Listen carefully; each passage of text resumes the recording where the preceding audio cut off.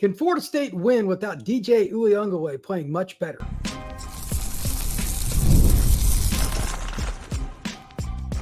You are Locked On Seminoles, your daily podcast on the Florida State Seminoles. Part of the Locked On Podcast Network, your team every day. Welcome back into Locked On Seminoles. I am your host, Brian Smith.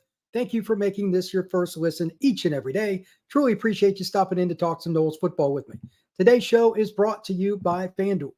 Now through September 22nd, all FanDuel customers can bet $5 and get a 3-week free trial of NFL Sunday Ticket from YouTube and YouTube TV.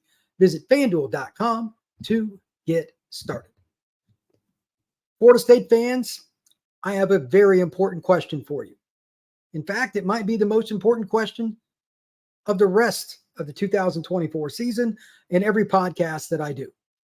Unless DJ Uiagalelei improves, can the Noles be a successful football team? And quite frankly, to get more specific, can they beat Memphis at home? Yes, I said it. As of right now, I think Florida State is in deep danger of losing to Memphis. I've heard that game is close to a pick'em in Vegas. Not many people would have thought that line would have went that direction, but we're going to break that down today. That is the main and really only function. Can Florida State win with DJ? Why has he struggled? How can they get him better? We're also going to talk about Seth Henigan as part of the comparison. I normally don't do this early with the game over a week away, but I've hinted about this in the past with Memphis. Seth Henigan is a player that is going to find his way to an NFL training camp. It is paramount that the production from the passing game improves.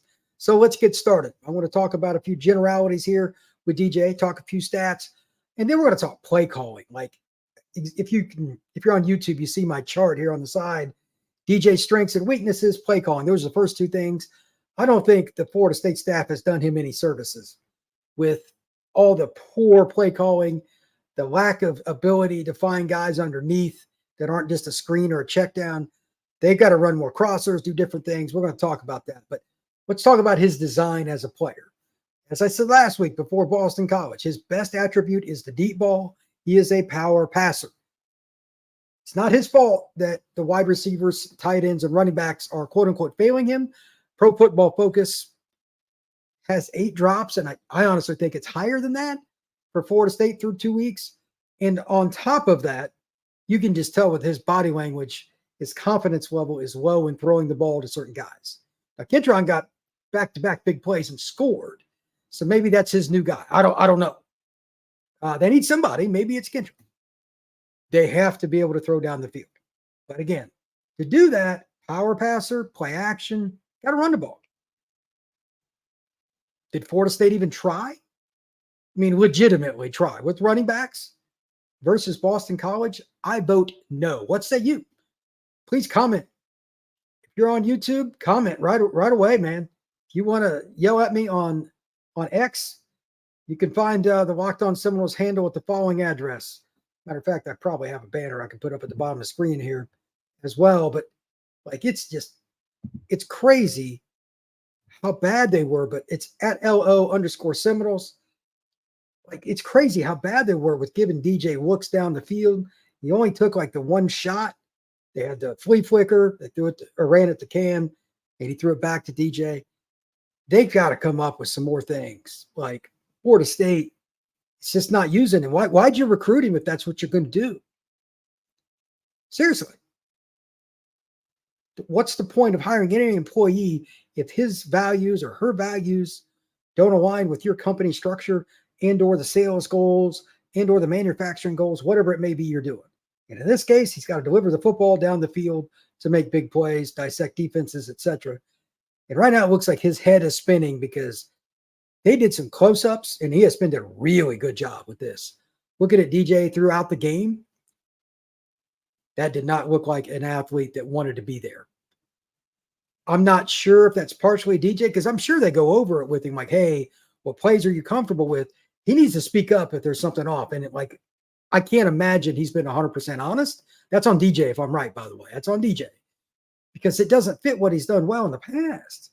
He's an outside the numbers guy, and he threw a few of those that were good. That's good news. He can hit the big shot like the corner ball he threw to Kentron on the flea flicker. That was a nice ball. But he also misses some of the short and intermediate stuff, like the pass at the corner. I forget which receiver it was. Busted coverage, easy touchdown, and he threw it, missed by a mile. Look, that's terrible. That's on him. That's not a scheme thing. They set that up and he failed. But to that point, he's done that a few times in his career. You must give him the most opportunities that you can, the most that you can, to have easy, manageable first down plays so he can get in second and third down play action opportunities. Those are things that I know. Now, to dive into it a little bit, this is so bad. The stats for DJ, I was going through the progression of the game, his total stats, who he threw, and the thing that caught my attention the most is how poorly that he started. This will not get it done. Out of his first 10 passes, he hit 3 for 30 yards. They didn't throw the ball down the field. That's also a problem. You get into the second half, get in the mid-third quarter, the game's already starting to get away, but he goes on a streak, he hits 5 in a row, then it turns into 5 out of 7, and then it, not too bad from there because it's like 8 out of 12. He can do it if you do the right things and give him some chances, but he can't start like he did either. Part of that's the coaching staff, part of it's DJ, so I'm not blaming one or the other. I'm blaming both. But can you fix it? My biggest concern based on everything I saw is what I mentioned a moment ago about confidence. Anything that I've personally done in my life, it's almost a lock that if I felt really good about it, it went better than if I wasn't sure. There are very few exceptions to that. You got to feel like you're going to be successful. You got to know there's a plan and a reason that it will work. When you watched the Florida State game or went back and looked at the highlights, did at any point you see the eyes of somebody that was like, yeah, man, I got this? Jordan Travis would get mad sometimes and he was always fiery. He was ready to go. And not everybody's an emotional guy. You don't have to be successful. There are times that Tom Brady was real quiet. Didn't mean he wasn't throwing touchdowns. He floated back and forth with what he needed to do. He was a pretty good leader. But I'm not sure that I still liked what I saw out of him because even when he started getting going, like I mentioned a little bit ago, he hit like 8 out of 12 or whatever, third quarter. He didn't do anything that makes me feel like he got over that hump mentally. So I'm going to ask additional pinpoint questions, and I'm honestly not sure on this. Anybody wants to comment? I'm curious. Do you think his lack of confidence is more in play calling, style of offense, pass protection, guys making plays or not, as it may be, at receiver, tight end, and running back? If you had to rank them, how would you rank them? I think the game plan would be number one for me if I had to choose, but man, I could make an argument for any of those 4. It's just really, really puzzling though, because you would think that if you're going to bring in a transfer quarterback that's a graduate student, it wouldn't be that hard. You'd figure it out, but they didn't do that. And quite frankly, I don't know if this is sustainable. Last night in the chat, and by the way, you can check it out. I cut it up into 2 parts, part 1, part 2, because it's pretty long. Find it on the YouTube channel, or you can find it wherever you get your pods, Amazon, Spotify, CastBox, Apple, whatever it may be. I talked about the different possibilities with DJ, and it just kept coming up in the chat, coming up. They need to replace him, this and that. And I'm going to make this statement because I hate getting into this, but I'll touch on it more later too. There could be a quarterback change and they just eat this season the more I think about it, because they're so bad on offense. And I just don't think Norvell and his staff made a good decision to go after him, because I just don't think their comfort level is with primarily a pocket quarterback. Ironically, the longest run Florida State had the other night was DJ for 13 yards. That is not a good sign. They had 21 rushing yards on 16 carries. Absolutely pathetic. 1.3 yards per carry, I think, something like that.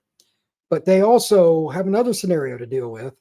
That's trying to keep the team together. So if they bring in another quarterback like Brock, I'd assume it would be him, and they rotate or he takes over, how does that impact the team? There's so many things to influence. I'll get into that more. But let's look at his stats for the game. a little misleading in some ways, but at the end of the day, these are the final tally. This is it. 21 to 42, 272, a touch and a pick. 50% is rating for college. This would be far, far lower as a NFL quarterback, but it's 107.5. Now, here's the other thing. This is the second game in a row under his direction. Florida State is coming in at under 300 yards of total offense. I believe it was 291 last week. It was 293 this week. So if you look at all those things together, that's a problem. Coming up next on Locked On Seminoles, we're going to continue on the DJ theme, but we're going to talk about the comparison and why he needs to speed it up now, because he's going up against Seth Henigan, a guy that's going to end up in the NFL. That's next at Locked On Seminoles. Passion, drive, and patience. The formula for winning championships is also what keeps your ride or die alive. eBay Motors has everything you need to maintain your vehicle and level it up to peak performance. Superchargers, roof racks, exhaust kits, LED headlights, and more. Whether you're into speed, power, or style, eBay Motors has you covered. With over 122 million parts for your number one ride or die, you'll always find exactly what you're looking for. And with eBay's Guaranteed Fit, your part is guaranteed to fit your ride every time or your money back. Because with eBay Motors, you're burning rubber, not cash. With all the parts you need at the prices you want, it's easy to take home that win and get huge wins. Keep your ride or die alive at ebaymotors.com. Eligible items only. Exclusions apply. eBay Guaranteed Fit only available to United States customers. Who is Seth Henigan and why should you care? He is the quarterback for the Memphis Tigers, and he is a 4-year player that is going to get paid in this thing they call the National Football League, or what I like to call it, the not for long. It's the most difficult league in the world to be at the most prominent position in that sport, because quarterback play is scrutinized even more at that level than it is here by Florida State fans with DJ, what we're talking about today. So before I get into Seth, and that's about 2 minutes, here are a couple of things that I think need to happen, and this is just purely speculation on my part, or Florida State is sunk. They're in deep, deep trouble, and they cannot beat Memphis. As to the main question of the show, they will not beat Memphis if at least 2 out of the following 3 things do not happen. Number one, if Florida State comes out with this horrendous idea, again, that first down runs are a bad idea, this ball game is going to be in peril from the get-go. Unless I missed one, Florida State did not have a first down run by a traditional running back on first down during the entire first half against Boston College. Outside of Mike Leach's air raid, I think he had an entire first half. He didn't have a run, period, during his tenure. He was either at Tech or at Mississippi State, but he's the unusual guy in this. If you can't run the ball a little bit, you're in trouble. And Norvell has predicated his offense on this kind of stuff throughout his career. East-west runs mixed with inside. He could run zone or gap, whatever. He's done a little bit of everything with RPO. It is a pain to prepare for. Yet they went away from it completely. I don't care if Boston College stacked the box. You at least got to try a little bit to set up DJ what he does best. Again, play action on second and third downs that are manageable, meaning you get at least 4 yards on first down, preferably, but you have to show that threat so they're not just crowding the box. Florida State's coaching staff failed. DJ should have told him to change it. I don't know what happened there. Bad gameplay. They have to be able to run in a traditional manner on first down. That's number one. Number two, this won't surprise anybody because it was certainly a topic in my chat the last couple of days. Hey, how about we pass block? Let's mix that in a little bit, shall we? That would be fantastic because the pass protection is a roller coaster. You have 2 or 3 plays in a row, he's clean pocket. Then they'll have somebody come scot-free on a basic inside stunt or blitz. Or maybe it's a guy that just gets up over his heels or pass protection. Oh, I forgot how to play. I'm a senior. Stuff like that can't happen. That's on coaches. That's on players. Across the board, that is bad. That can't happen. Number 3, when the chances are there, unlike the game against BC, and in particular, the ridiculous missed pass he had in the back corner of the end zone when the guy was wide open on the busted coverage by BC, got to hit that. Those 3 things need to happen. So here they are again. The running game, especially on first down, must be impactful. Can't average 1.3 yards per carry. That's pathetic. 2, pass protection's got to improve. This is not a rocket science adventure. But if DJ is uncomfortable, because he's not the most mobile fella, we're rolling a little bit here or there. I'm all for it, but not against the grain. Basic rollouts, real basic waggles, hike and throw, get him in a rhythm, short passes, go max protect so he can go deep off play action. Those kinds of things, all good, but you have to do it in a manner where he's comfy. That means you can't have busts up front as pass protection. Tight ends, running backs included. That must improve. And then finally, it's just on DJ. When you release it, it needs to end in the right place. You've missed too many throws. There's been miscommunications. That needs to get cleaned up in the film room, and you guys got to talk. But the one touchdown pass, I'm sure he wants it back. I mean, he wasn't even close. That can't happen. Now, why is all of that really important beyond just, you need to play better, obviously? Well, you're playing a team that's probably going to drop 30 with the way the defense is playing. I mean, it could get ugly. Like Florida State screws around in the first quarter. What I just said a minute ago before the break, 3 out of 10 to start the game, you will get pummeled. You won't lose to Memphis. You will get pummeled if you start 3 of 10 against them and get behind. Here's what Henigan did in their last game to start the ball game. I'll go over his overall stats from the last contest, and I don't care that they played Northern Alabama and they're going to win and all that kind of stuff. That's no big deal to me. Completion, miss, 3 in a row, miss, and then he hits his next 7. That's how he started the game. Among those, this is all like first quarter stuff here into the mid-second quarter.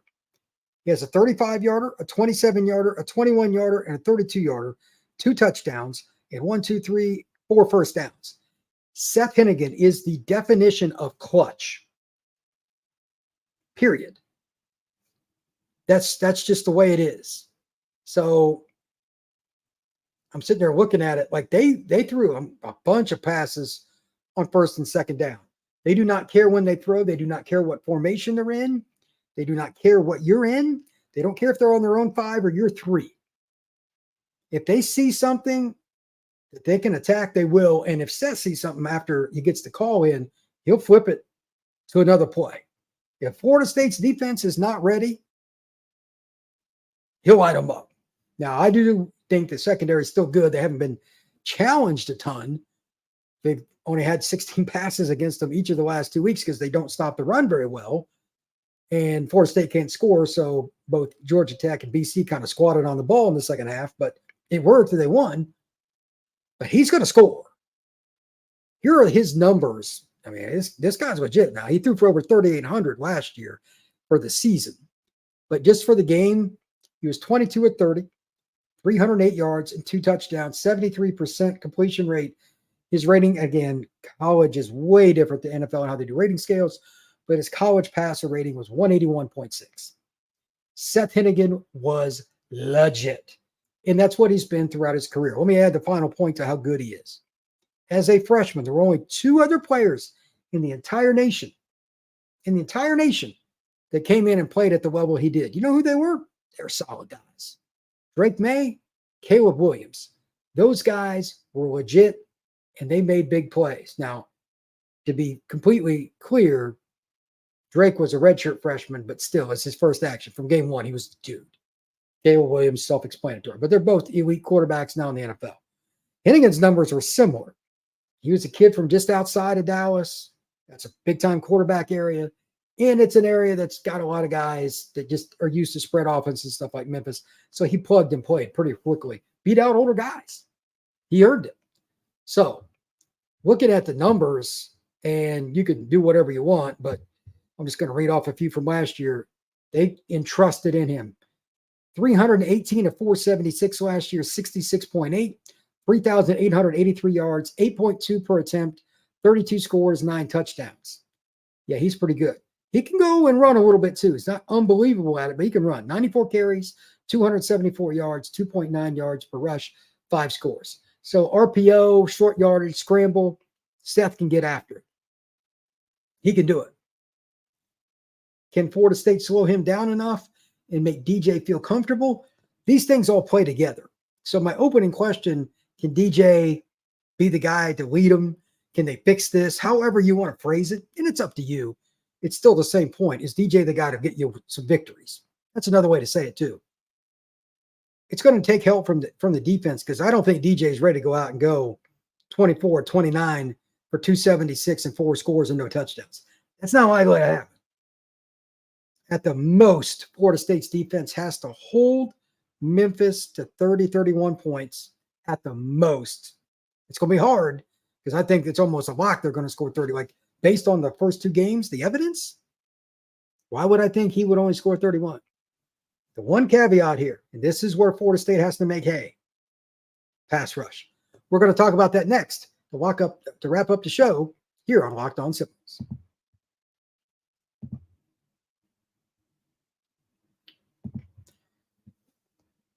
You've heard us talk about FanDuel, America's #1 sportsbook. Well, we have something a little different for you. Now through September 22nd, all FanDuel customers can bet $5 and get 3 weeks free of NFL Sunday Ticket from YouTube and YouTube TV. Whether you use YouTube TV, once you get a YouTube TV base plan, you'll also be able to watch every single regular season NFL Sunday afternoon out-of-market game. I know that frustrates me. All you need is a Google account and a current form of payment, and you can cancel anytime you want.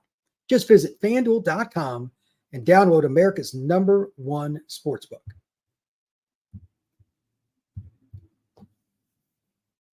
All right, this is the deal here. Pass rush. Florida State's been pretty mediocre.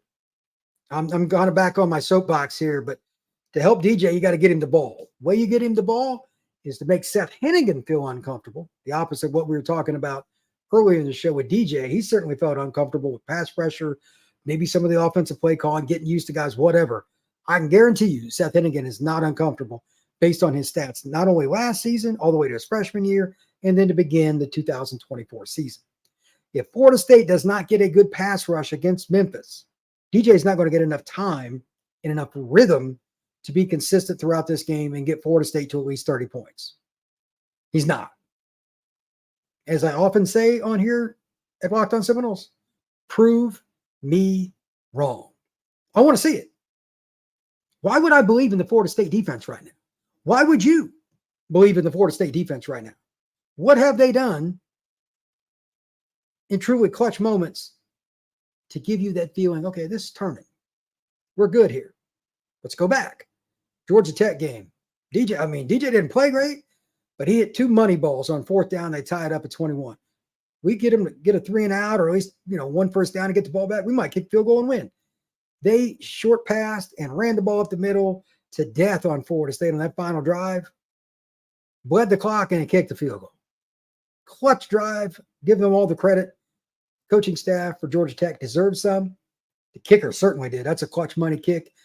And Haynes King and his entire group on offense, the other 10 guys, they did a great job. But you're Florida State. It's time to make it happen. You're 0-2. If you go 0-3 here, it's DEFCON 1, bro. DEFCON 1 means coach on the hot seat. Hold on. You cannot lose to Memphis. Period. You cannot lose to Memphis. And right now, I think you will. Prove me wrong. I think Florida State will get beat by Memphis. I go by evidence, not the name on the jersey, not this guy that's ranked high by the NFL scouts and all that stuff. Are you playing well? Prove me wrong. Right now, Florida State stinks. Florida State stinks. Outside of Mastromano and Fitzgerald, the 2 kickers, those guys are legit. Both probably get paid. How many other guys do you trust to play up to their ability right now? There have been some moments, and I'm not saying everybody's playing bad all the time, but right now, why would you believe Florida State is going to beat Memphis? Again, just to kind of circle back to the original question, is DJ the guy? Can he be fixed? However you want to say it, use your own words. But he also needs help. And that defense is what this final part's about. And that gives me a lot of pause, because I think he'll get better in this game. I do. I think they'll be better. They got more than a week to prepare. That's going to help. But are they going to beat Memphis? I don't know. That right now wouldn't be the way I would lean. That's unfortunate, but I'm not here to lie to anybody. They got to figure it out. So if they don't get pressure on Henigan and they don't start protecting DJ, I not only think Florida State could lose, I think Florida State could lose by double digits. Some people are probably thinking, oh, you're crazy. Those are the same people that said Georgia Tech and Boston College would get wiped off the earth by Florida State. I thought it would be a pretty good game against Georgia Tech, and Florida State would win later in the game with a late drive. I knew Georgia Tech was improved. I didn't see what happened coming. I'll admit that. I was close to picking BC to win, but I bought into the whole point that Florida State does have more accumulative talent. They do, but they don't have any togetherness, and they certainly don't have as much pop at the line of scrimmage on either side of the ball. And BC took their manhood. We're about to find out in just over a week if not only this season for Florida State is about to go into oh my goodness mode, but this could be the beginning of the end for the staff, at least part of them, because even if you want Norvell to stick around, and his buyout is huge, we talked about that last night on the live chat. It's not a small one, but you can't lose to Memphis, bro. You can't lose to Memphis. That cannot happen. Right now, I think it's going to. With that, it is what it is. I tell it like it is. And if you don't like it, comment, say whatever you want, but I'm going to be honest. With that, please like and subscribe to this podcast. Make sure you share it, rate, and review. And above all else, again, comment. Love to hear what you have to say. If you got a show idea, anything else, let me know. Glad that you came in. And to that point, thank you again for making Locked On Seminoles your first listen each and every day. Most of the time, I'm going to have more than one podcast. I'm actually working on something with the ACC for my next podcast. Oh, it's just been topsy-turvy, not just Florida State, but the whole league is crazy. Going to be talking about that over the next 24 hours here at Locked On Seminoles. And now that you check this out, go check out Locked On ACC and check out my guys, Spencer McLaughlin, over there. That's the whole college football world really is crazy. It really is. It Locked On College Football. I mean, there's so many storylines right now. It's nuts. So check it out. NIL, transfer portal, all the opportunities with teams going up and down in the AP poll. It's crazy. So make sure you check it out. It's a lot of fun over there too. Everybody have a good one, and I will see you on Thursday.